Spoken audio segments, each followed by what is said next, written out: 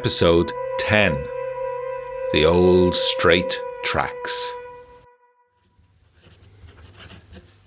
Clatbury, Wilts, 6th of December, 1925. Dear John, I hope the amulet was received intact and that it has been of service. I do fear greatly for you and George under the horrible circumstances you find yourselves in. It seems George is in a worse state than you, and I hope the letter I sent him, exhorting him to carry the amulet if you advise it so, was well received. I am going to do my damnedest to help you psychically from where I am. Let me explain. You may be surprised to see I am back in Wiltshire. However, as you know, I was anxious to get away from the scene of the crime and to avoid any risk of an encounter with Dr. Rookfield, or worse, Clonlaw, or the heavy arm of the law. Suddenly, I recalled Madame Gregoriou's advice to go west and quickly. Well, I had failed to do that as soon as I missed the Irish mail train from Euston, but it occurred to me that travelling west into Wiltshire might just do, and if I went straight away, I might still be quick enough. So I took my leave of Celia, who muttered something about being welcome to God-forsaken midwinter hills rather than the bright lights of Oxford Street. And later the same day, I got myself onto an evening train from Paddington. My mind was all a-swirl with the dreadful events of the past few days, and full of fears and trepidations for your own situation. I bought a book at the station bookstall, The Old Straight Track, by Mr. Watkins. I had hoped to settle my hectic mind by reading a gentle discourse on the setup of the modern railway system. But I had only looked at the title, and not enough at the content of the publication. It is not about a railway track at all, but rather the complex system of alignments in nature, bridging hills and dales, crossing streams and rivers, even vast stretches of water, making powerful connections and exerting subtle force fields. I found it fascinating, even slightly disquieting, so I was relieved when the train pulled into Swindon and a guard looked at my ticket and reminded me I needed to change for Clatbury. Outside on the platform, breathing the cool, crisp night air, I felt calmer than I had for a while, and it became crystal clear to me that I needed to act on this impulse and create a psychic pathway to reach you in County Waterford. But I required more practical advice than was indicated by the book, which is rather full of maps and observations. There were a few minutes to wait for the connection to the branch line, so I went to the station master's office and asked to put in a trunk telephone call to London. I thought it better to do this before I reached home in Clatbury, when Mother would want to fuss over me and my resolve would be compromised by domestic comforts and distractions. Fortunately, the call to the number on Madame Gregoriou's card went through, and the lady herself answered promptly. I reminded her who I was and my purpose, and did she know anything about ley lines. "Ah," said the clairvoyant, "you have travelled west, that is good. But you must yet act quickly. You can scribe yourself a line of power and influence, but it must start from a focal point, a place of otherworldly significance, preferably ancient, and join straight with two other points, one before, one behind. These can be many miles distant. You can invoke the forces you desire by standing on your chosen site and walking anti-clockwise thrice around its perimeter before casting your spell. You will be more connected with the ancient realms if you perform this ritual sky-clad." I wasn't sure if I'd heard this last bit correctly, and I was about to ask her to repeat, when the 3-minute pips went, and I realised I had no change to continue the call. I thanked her briefly, and the telephone cut off. It was just as well I didn't linger, as the branch train had come huffing and puffing into the station, and I had to cross the footbridge in some haste to get to the far platform in time. Rereading the book, I was pleased I had asked Madame Gregoriou's advice, as she offered far more scope for invention. The only place I can think of to serve as a focal point is the old gibbet I mentioned to you a while back. From there, high on the downs, there is a good view over the escarpment, and all the land to the west is visible. On a clear day, you can imagine you might see all the way to Ireland. But where can the third point lie? Of course, once I got home to Clatbury, all these plans were pushed from my mind in the excitement of getting off the train, being met by Tom from the stables, driven back to the house, chatting the while. As we passed the turn off to the manse, Tom said, "He's a dark horse, the one renting that place out this winter. He's gone to London, I believe. Something came up about him in a foreign paper, and the Echo got hold of it." I didn't really want to listen to gossip, so I told Tom about my dreadful encounter with the Hunger Marchers, about which he was somewhat disparaging. "There is much rural poverty and unemployment about too," he said, "but with no trade unions to organise the people, the workhouse is still a real threat." I assured him Dimples would be keeping him in good pay for the foreseeable future.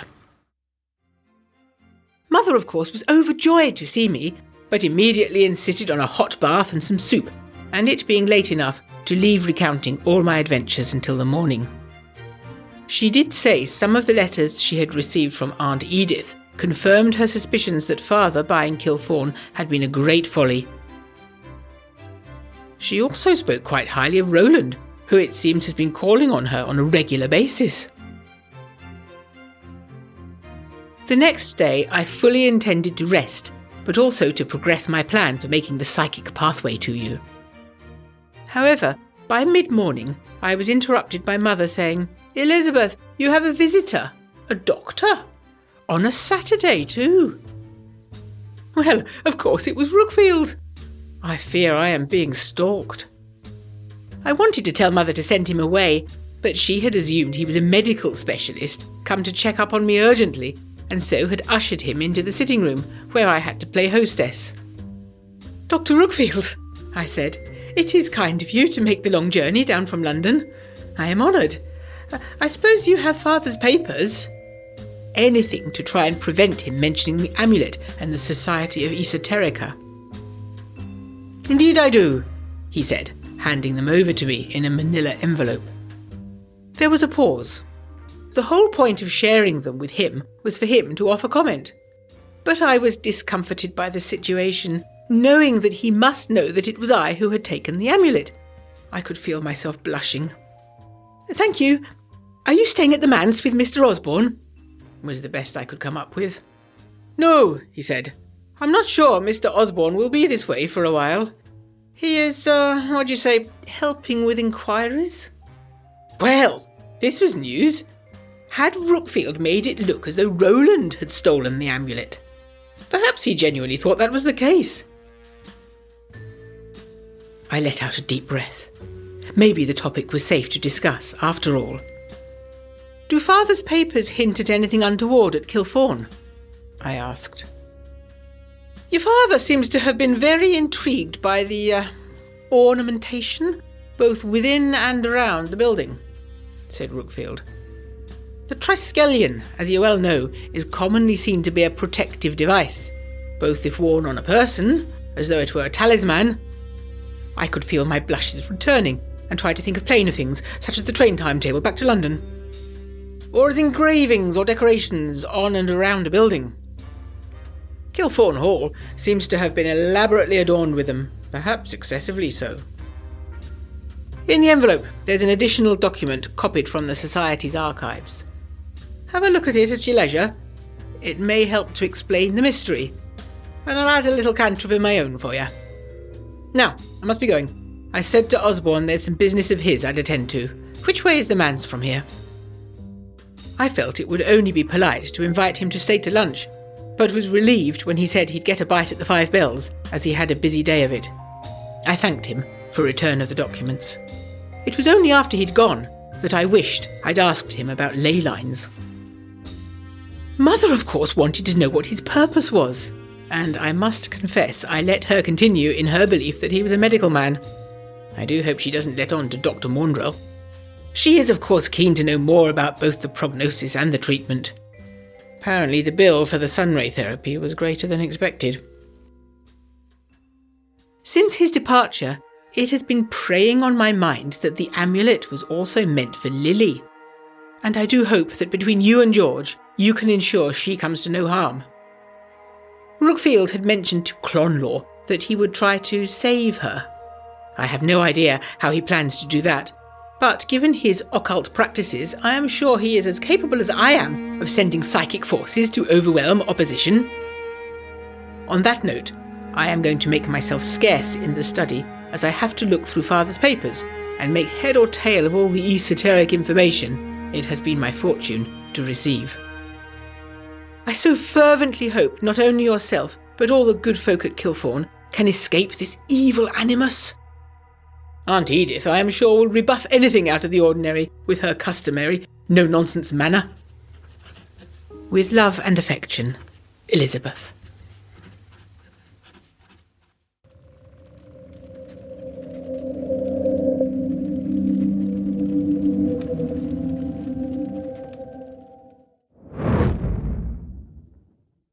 The Dig. Kilthorne Hall, Wednesday, 9th of December, 1925. Dear Elizabeth, I remain furious at these total cads and blighters of the so-called esoteric society. I do not understand why you've not called the police on them for detaining you like that. Do not worry about the amulet. They can have no proof you took it, and frankly, they've gotten off lightly if that is the sum of their troubles.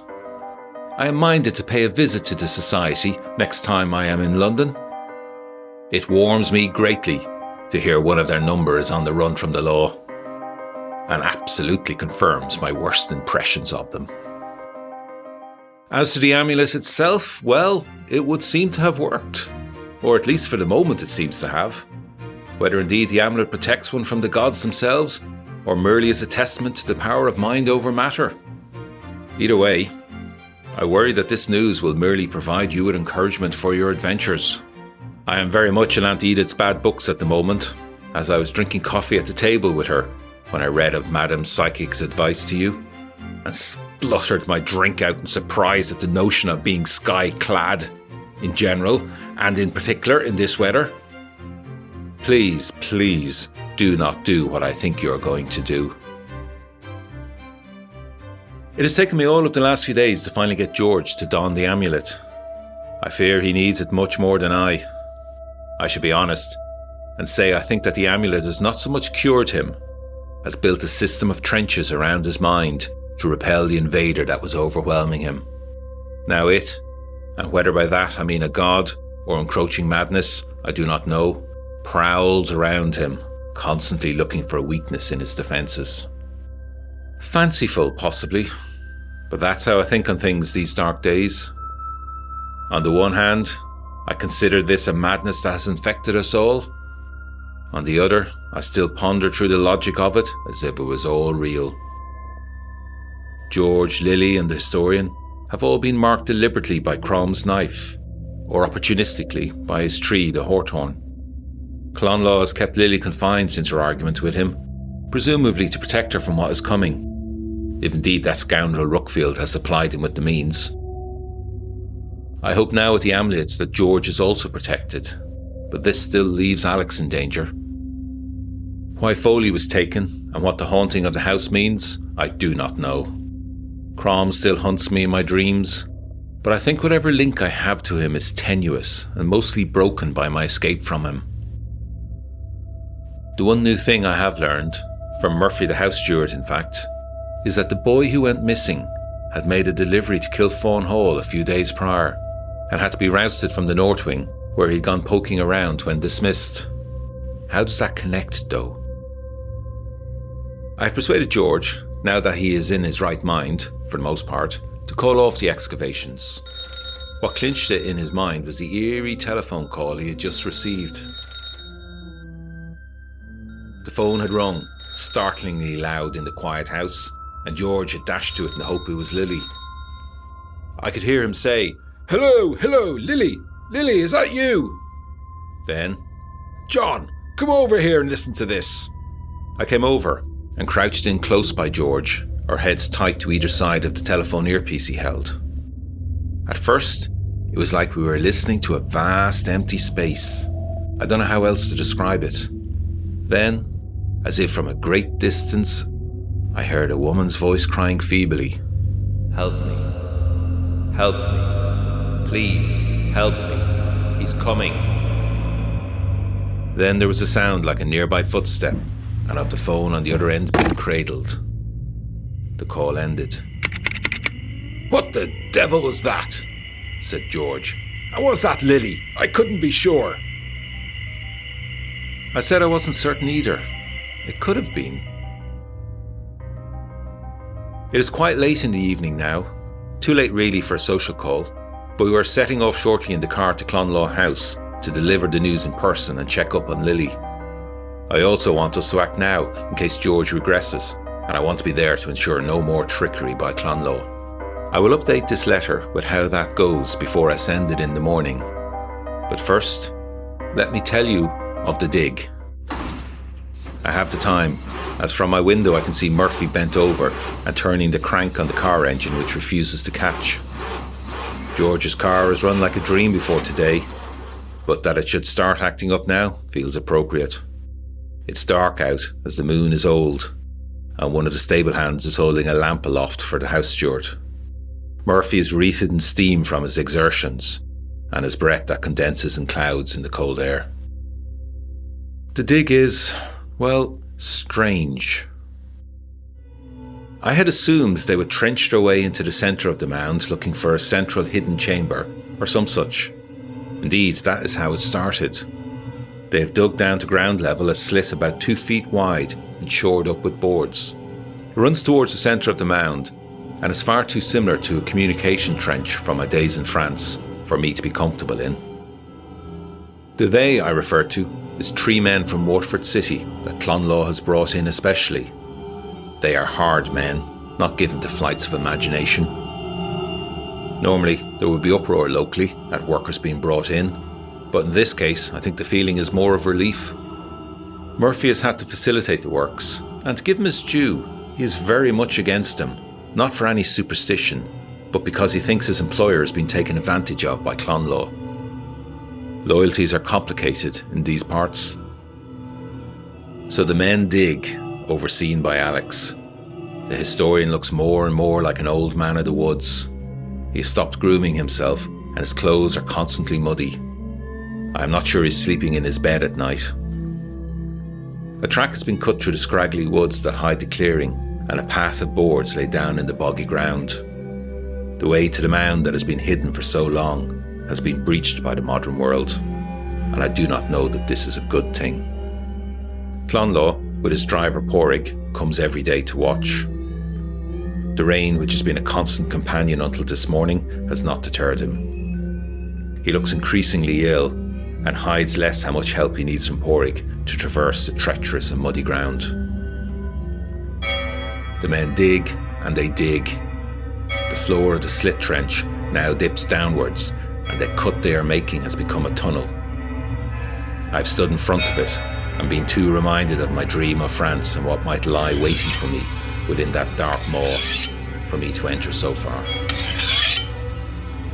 They dig, and they go deeper still. The workmen's eyes now have a haunted look, like men who know what is coming and cannot get out of the way. I wonder what they dream of. While George was not in his right mind, Murphy took to running the estate himself and to broaching issues with me that would have normally been for George. I still do not know what harm Murphy and his lads intended for me the day we searched the Blackwater Valley, but I'll take this working relationship we have built up. He told me today that he thinks the men from Waterford found something this morning, and Clonlaw had it wrapped and taken before anyone got more than an inkling of it. One of the farmhands swore to Murphy that he saw Porrig putting what looked like a small dirty stone statue rolled in oilcloth into Clonlaw's car. The men finished early today. There is to be no more digging. It is done. Tall banks of wet cloud have been building all day, and soon will have obscured the sky, blotting out even the feeble light of the moon. There's something inexorable about them that reminds me of the storm that nearly did for the ship Clonlaw and I travelled on. Something is about to happen. Something bad.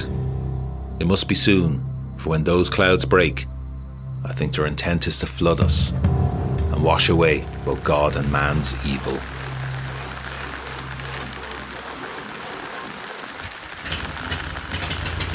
Well, sounds like Murphy has finally got the engine running. I can't help but notice that it has started to rain. It is time to go end this.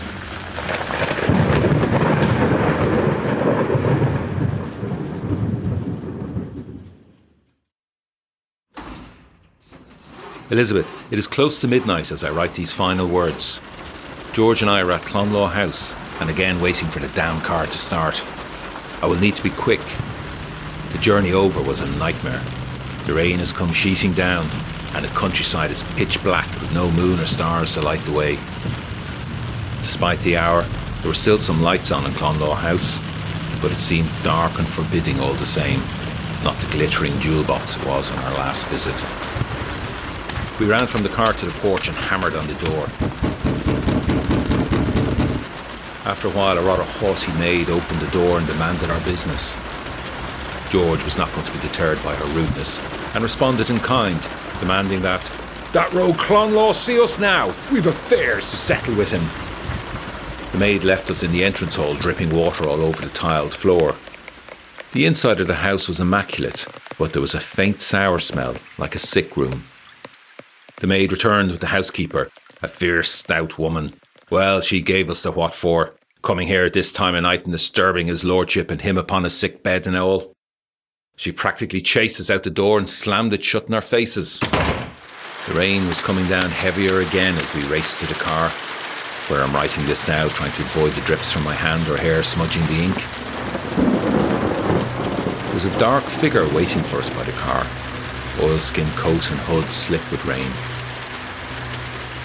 When we were close enough, he raised his head, and I saw it was Micheál, of all people. I tensed, expecting more of his mischief. "What do you want?" I said, as the rain came down on us. We had to raise our voices to be heard. "You're looking for his lordship, I presume. And," here Micheál nodded to George, "his niece." "What of it?" Micheál inclined his head towards the house with a stiff jerk. A runnel of water ran off his hood, splattering between us. "Mrs. Morrison. She's as loyal as they come to Lord Clonlaw. Been in his service all her life. What I'm saying is that she'd protect him no matter what." "Jesus, man," I said, "get to the point before we all drown. Lord Clonlaw's not inside on his sickbed, if that's what she told you. Where the hell is he then?" "On his way to Kilfawn Hall, or rather, that bloody mound above it." I looked at him suspiciously. "Why would you tell us this?" "I don't give a feck about you types, but that doesn't mean I want to sit by and let his lordship do ill by Miss Lily. It's not right, so it's not. Clonlaw took her with him, and she looked all drugged up in a daze. I don't think he means her well. He's a nasty piece of work, he is." "So we are to race back through the rain and darkness and find Clonlaw before he does any harm to Lily. George is beside himself, which is actually a good sign that he's throwing off whatever curse was on him. How fast do we dare to go in this weather, and will we be on time?" Micheál has agreed to leave his letter with a more sympathetic maid to be posted in the morning. He's going to raise a few men and follow on behind us. He's obviously a bit sweet in Lily, thank God.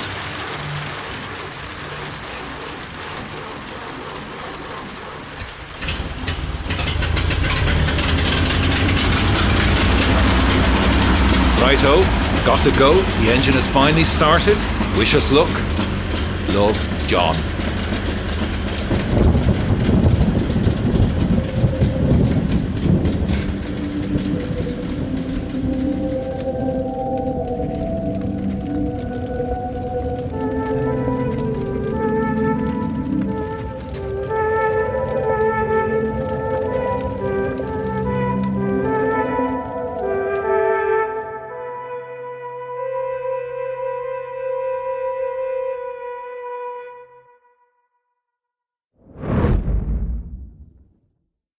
you've enjoyed what you've just listened to, please subscribe, review or share to help us flourish.